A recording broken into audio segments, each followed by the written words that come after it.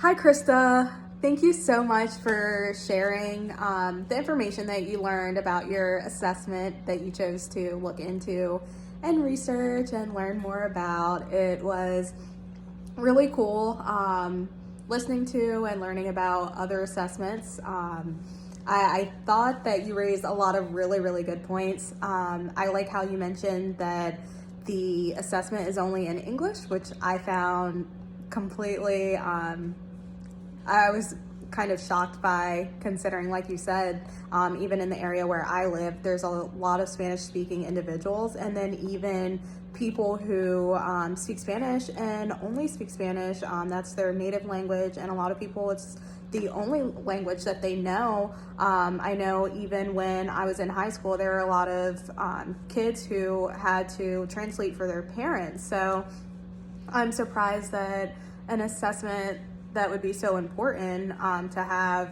would actually be only given in English. So I think you raised a very valid and great point.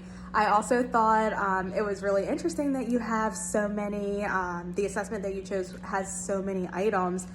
100 items sounds like a lot. I know the assessment that I chose to look at was the depression, anxiety, stress scales, and that's a 42 item assessment. And so when I heard you say 100, I'm just like, oh wow, that's a lot. But I thought that was really cool. I know that I remember reading and learning earlier this term that the more assessments, the more items an assessment has, it can help increase the reliability as long as those items are appropriate and measure what it's supposed to measure. But it could help increase the reliability and make it just a more reliable assessment. So I think that those are a lot of interesting factors.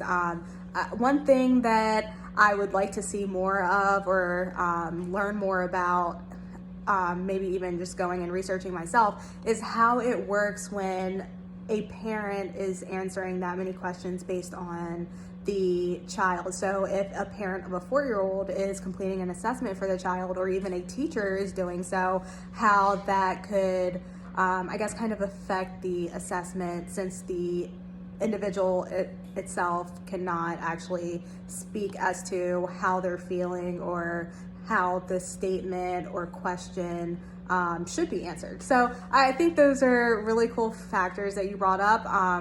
I am excited about the questions that it kind of gave to me so that I can look more into that also. But I appreciate you sharing all the information that you've learned about your assessment. It was really interesting and I enjoyed listening to it. Thank you. Have a good week.